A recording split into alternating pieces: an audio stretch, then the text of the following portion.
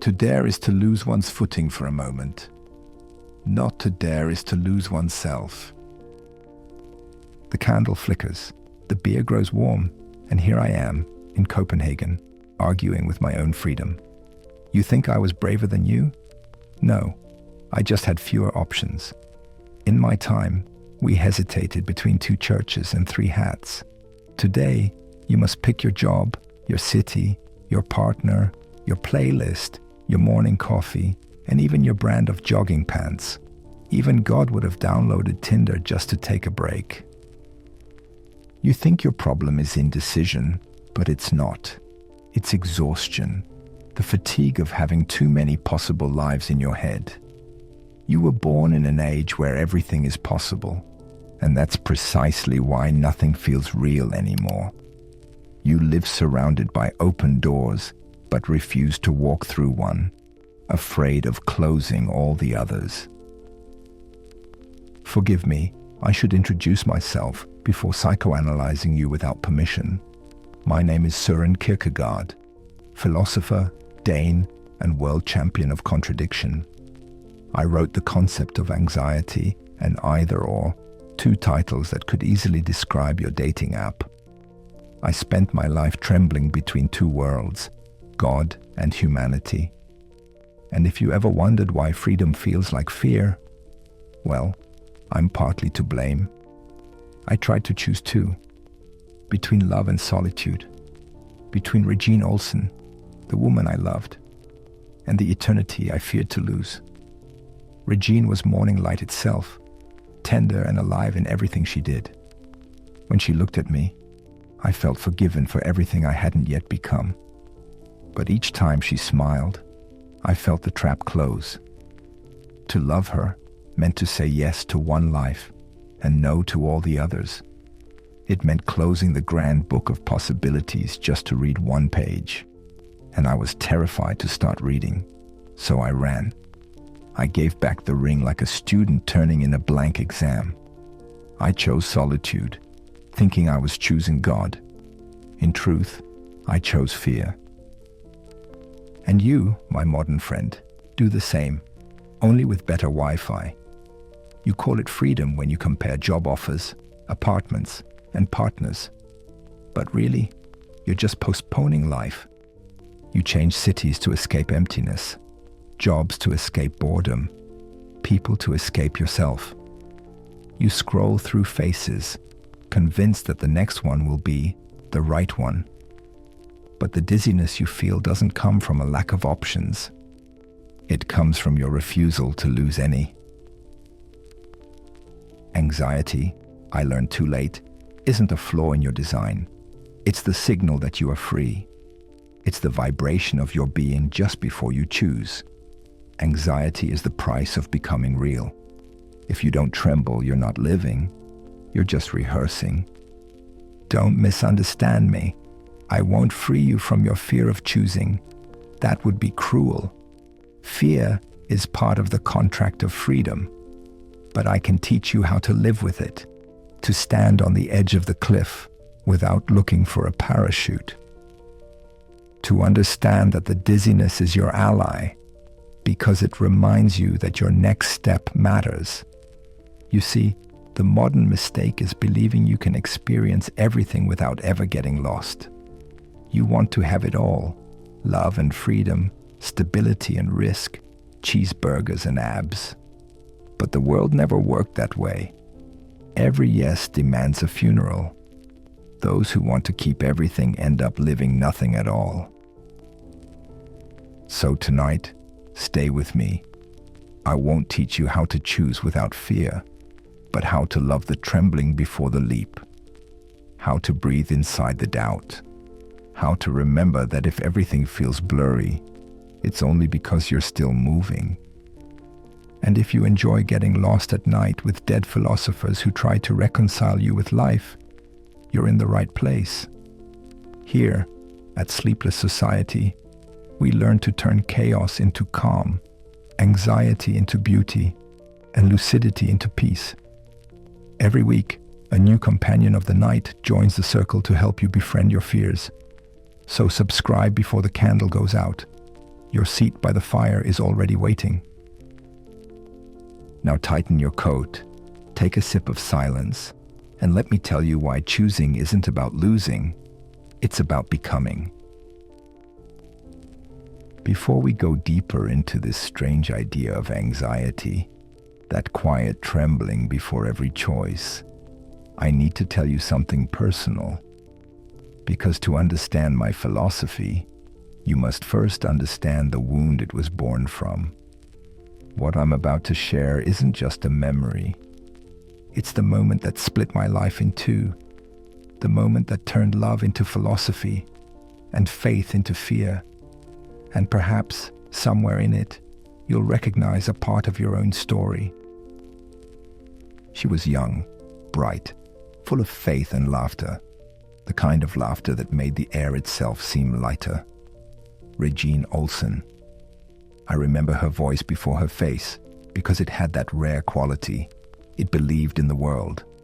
And I, poor man that I was already halfway into eternity. In her, I found the tenderness I had searched for in God and the freedom I never knew how to give another soul. When she entered the room, everything became embarrassingly simple. The world, which I had dissected into theology and paradox, suddenly looked whole. I thought, perhaps this is what salvation feels like, not in heaven, but here, in the curve of a smile. For a brief time, I believed I could be both man and believer, husband and seeker, lover and philosopher. For a brief time, I was almost happy. Have you ever felt that too? That strange moment when everything you've searched for stands right in front of you. And instead of peace, you feel fear. The more real something becomes, the more fragile it seems. You start imagining all the ways it could end, all the things you could lose. Love, meaning, freedom. They stop feeling like gifts and start feeling like tests. Joy for thinkers like me is dangerous. It makes the mind suspicious. The more I loved her, the more I felt my thoughts dissolve. Her presence was so radiant, it threatened to erase the God-shaped hole I had built my entire life around. I wanted to marry her, to build a small, honest life, a home, a child, mornings filled with ordinary sunlight. Yet each time I imagined it, I felt a slow terror rise in my chest. You see, love demands a terrifying kind of faith. To love someone is to choose a world and renounce all others. It means stepping down from the infinite, letting go of every dream of what if and who else. It means saying, this is it. This is the life I choose to live and die in. And I was terrified of that kind of peace. Terrified that by loving her, I would renounce God, my vocation, my strange marriage with silence. So I did the most cowardly and self-righteous thing a man can do. I called my fear duty. I told myself I was protecting her from the burden of my soul, from the darkness I carried. I wrote her letters of love disguised as theology, hoping she'd understand that the distance was proof of devotion. But distance has no poetry when you're the one left waiting. One morning, with trembling hands, I gave back the ring. Regine offered me life, and I gave her reflection in return. I told myself I was choosing God, but in truth, I was just afraid to be human. I walked away convinced I had saved my soul, not realizing that I had crucified my heart. I do not regret seeking God. I regret a world in which loving Him meant losing her. For years after, I saw her name everywhere, in the margins of my notebooks, in the empty pews at church, in dreams where she smiled without accusation. She married another man, as she should have. She learned to live where I had only learned to think. And yet even now when I speak of freedom, I feel the echo of her laughter in the room, A reminder that not all prisons have walls. Some are made of hesitation. Funny, isn't it? You spend your life writing about freedom and end up imprisoned by your own fear. The world remembers me as the philosopher of anxiety, but that anxiety had a face, a voice, a name. It was born not in the solitude of my study, but in the moment I couldn't choose love. And that's when I began to understand something I hadn't yet written. That anxiety isn't despair. It's freedom, awakening inside you, asking softly, will you dare to live? It was Regine who taught me that, without ever meaning to. And though I walked away from her, the vertigo she left behind became the heartbeat of all my thoughts. Now let's look at this dizziness more closely. What is this strange trembling that visits every soul standing before a choice? Why does freedom make us sick with fear? And yet why can't we live without it?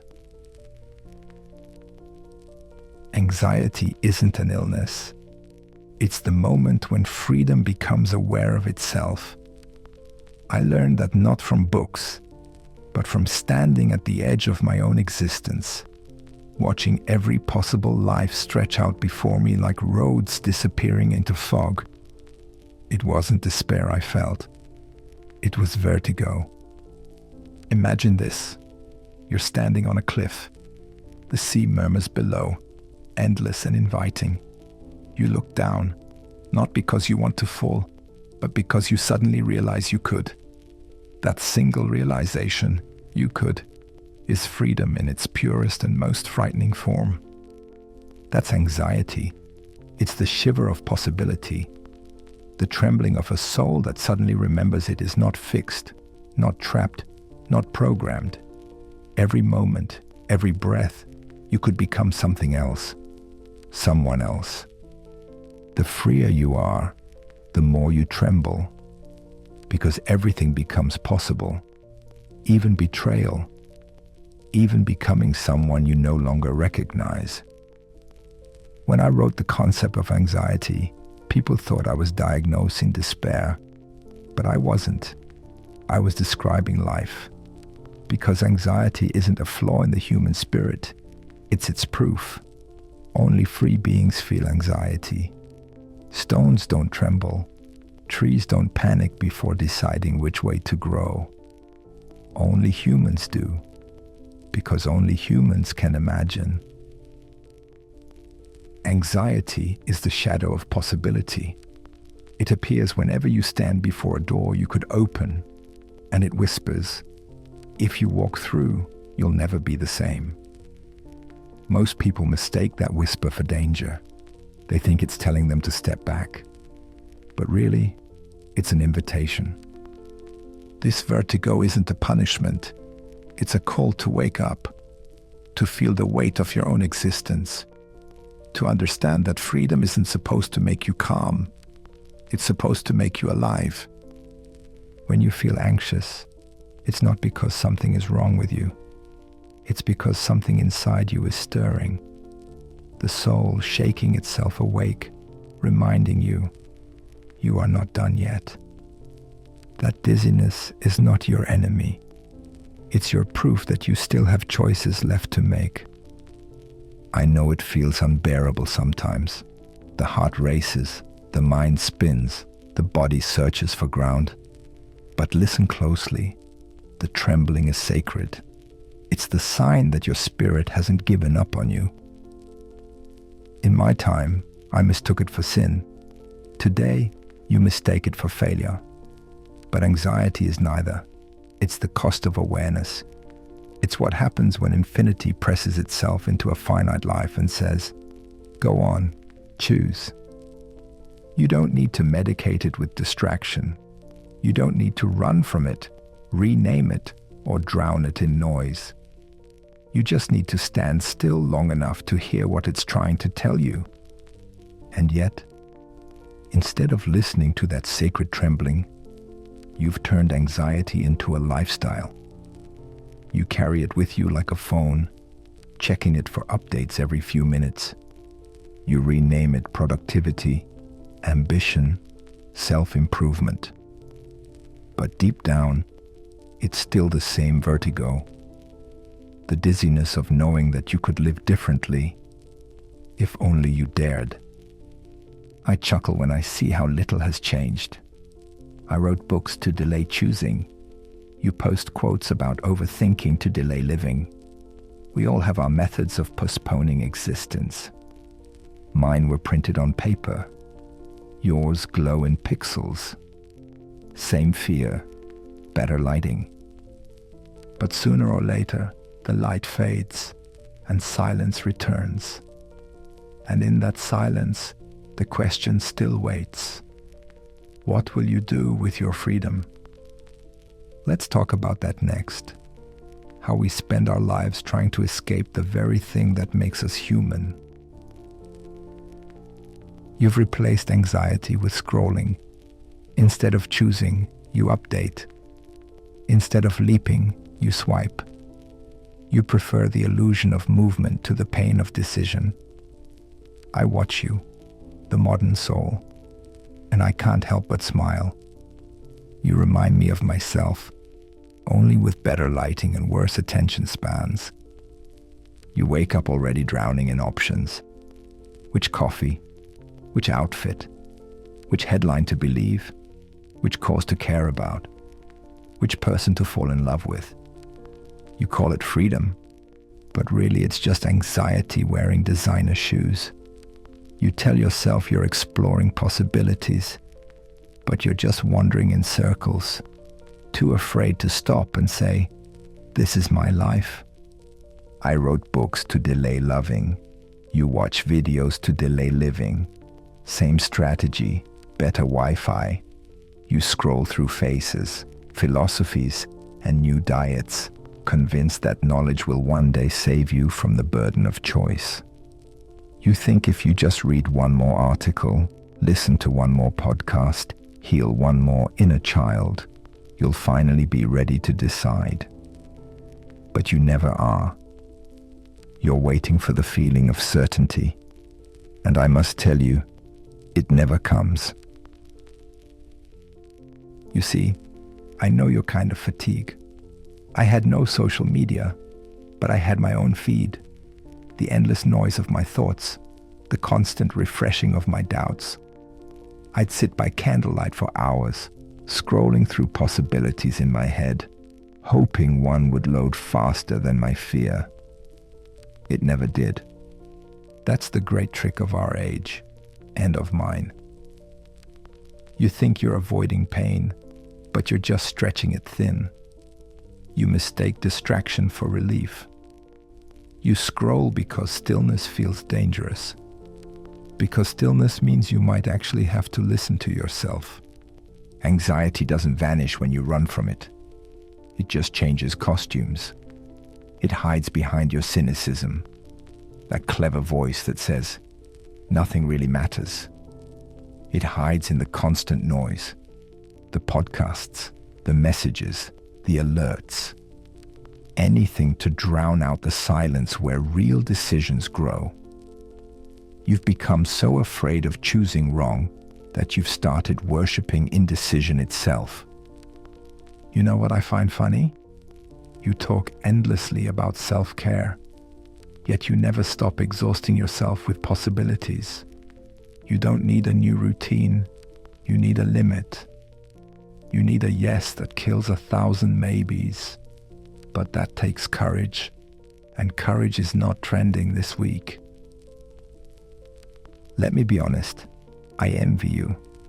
You have more access to beauty, knowledge, and comfort than any generation before you.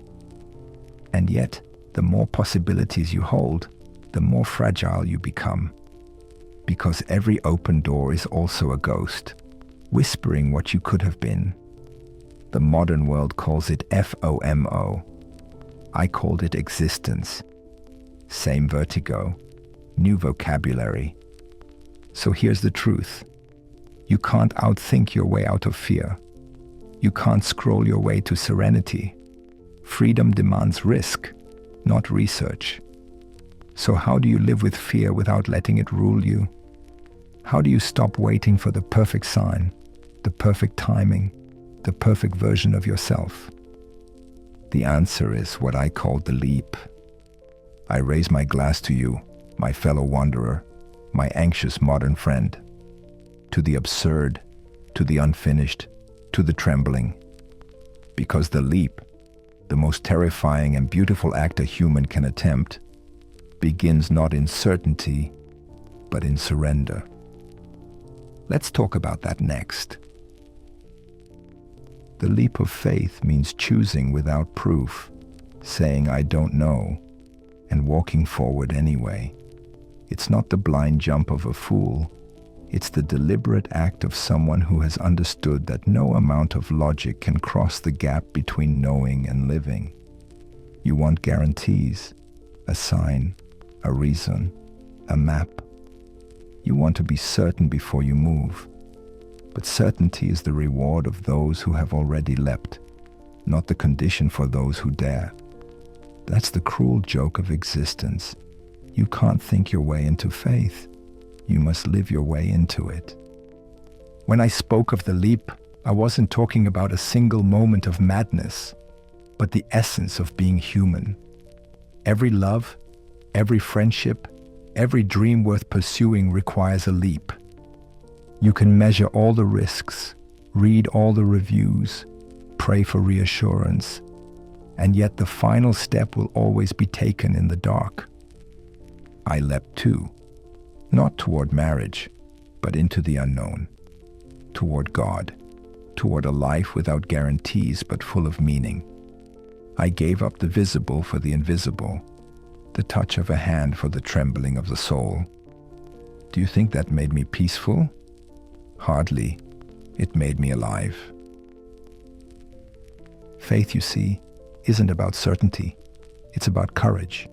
It's about standing on the edge of the cliff, feeling the wind pull at your coat, hearing the void whisper, "Are you sure?" and answering, "No, but I'm going anyway." The worst part? There are never any signs. No dove, no email from heaven, no cosmic thumbs up. You have to leap before the light appears, trusting that meaning will meet you halfway. You don't leap because you know you'll land. You leap because standing still has become unbearable. It's funny. People think faith belongs to churches, but it lives everywhere courage does.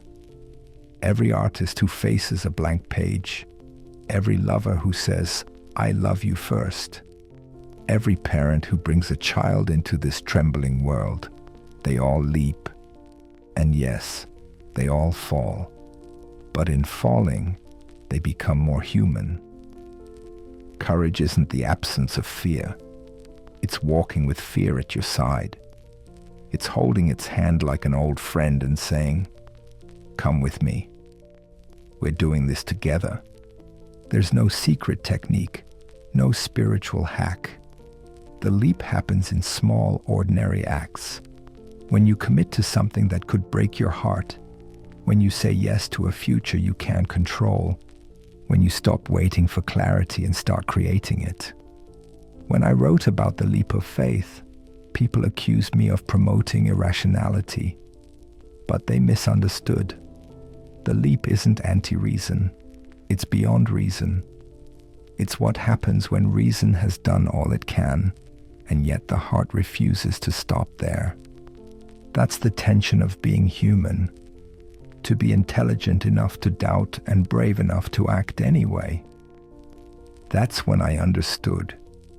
Every choice, even a mistake, builds the person you are becoming. Each leap shapes the soul, even the ones that land hard. Because meaning doesn't come from certainty, it comes from movement. And in that trembling step forward, despite every unanswered question, life begins again. Now let's talk about that. How every decision, every fall, every act of faith slowly creates the architecture of who you are. We think choices trap us. In truth, they build us. Each choice is a brick in the house of your soul. Every decision, even the smallest, adds shape to the invisible architecture of who you are becoming. You're not supposed to have a perfect blueprint. You build as you go, brick by trembling brick. Most people wait for identity before they act. They say, "Once I know who I am, I'll decide." But it's the opposite. You don't need to know who you are before you decide. You become yourself by deciding. Life isn't a quiz where you first find the right answer and then start living. It's a conversation with uncertainty, one where you speak by acting and meaning replies in time. When I was younger, I thought the self was something you discovered, a fixed truth, hidden somewhere deep inside, waiting for a lifetime of introspection to unearth it. I was wrong. The self isn't found, it's created. It's not a treasure, it's a process. You sculpt it each day with what you choose, what you love, and what you dare to lose. To dare, I once wrote, is to lose one's footing for a moment. Not to dare is to lose oneself. And I meant it. Because each time you risk falling, you learn that you can stand again. Each time you step into uncertainty, you make the world a little more real. We live as if decisions are traps, irreversible, defining, heavy. But truthfully, they are the only tools we have to carve shape from chaos. Without decisions, freedom rots. Without form, potential becomes paralysis. A life without choices isn't peace, it's decay. So choose, not because you know, but because you are alive enough to not know. Choose clumsily, earnestly, and often. Each decision will cost you something, yes, but it will also give you back something you didn't know you were missing: direction, identity, gravity. I'll admit, it's ironic. Me, the man who wrote about freedom all his life, could never choose between black coffee and blonde beer. I'd sit for hours, analyzing the symbolic implications of both, until the beer went warm and the coffee went cold. Philosophy may sharpen the mind, but it does nothing for the taste buds. And yet, in those absurd moments of hesitation, I realized something simple. The act of choosing, even poorly, was better than endless deliberation.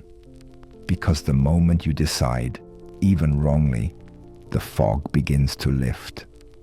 The world moves again. Freedom regains its weight and, strangely, its beauty. You will never master choice. You will only learn to dance with it, awkwardly, sometimes painfully, but always honestly. And in that dance, you will begin to see the outline of who you really are. The first light of dawn spills through the window, brushing against the city's rooftops. And I say softly, almost to myself, and yet, in the quiet of that solitude, I found something unexpected: peace. Because once you understand that your choices don't imprison you but create you, fear loosens its grip. You no longer need to be perfect. You only need to be present. Now, let's talk about that peace. The strange calm that arrives after you've stopped running from your own freedom. I lost Regine, but I found God. And through that loss, I learned that choices aren't always right, but they're always necessary. Life doesn't reward certainty, it rewards sincerity. The moment you choose, even clumsily, the universe begins to move again. Existence only answers those who dare to speak first. For a long time, I believed peace was the opposite of anxiety, a quiet field beyond all fear. But peace isn't the absence of trembling. It's the rhythm that appears once you've learned to breathe inside it. Fear doesn't disappear. It transforms. It becomes the music of your courage. That's what I wish someone had told me when I was young. That anxiety is not the enemy of faith. It's its doorway. That you don't overcome it by silencing it, but by listening until it sings. Every tremor, every doubt, every sleepless night you've cursed in yourself is simply life stretching its wings inside you. You'll never stop being afraid, but one day, fear will take your hand instead of blocking your way. It will whisper, "Go on, I'll walk with you." And in that moment, you'll see that fear never wanted to stop you. It only wanted to wake you. That's the secret of freedom. Not choosing without fear, but choosing with tenderness toward your fear. Because the heart that trembles is still alive, and the one who dares while trembling is already free. So if tonight you find yourself standing at the edge of something, a decision, a confession, a beginning, don't wait for the shaking to stop. Step forward anyway. The dizziness will fade, the meaning will follow, and peace, quiet and unannounced, will meet you halfway. The candle burns low, the beer is almost gone, and outside, dawn touches the rooftops of Copenhagen. I smile at the absurdity of it all, how fear and freedom, regret and grace keep meeting each other in every human heart. Now that you've seen my vertigo, stay a while longer. There's peace waiting in the fall. And before you go, tell me, what's the choice you've been postponing? What decision still trembles inside you, asking to be made? This space below is yours, for thoughts, for stories, for the small courage of sharing. Because maybe speaking your fear out loud is already the beginning of the leap.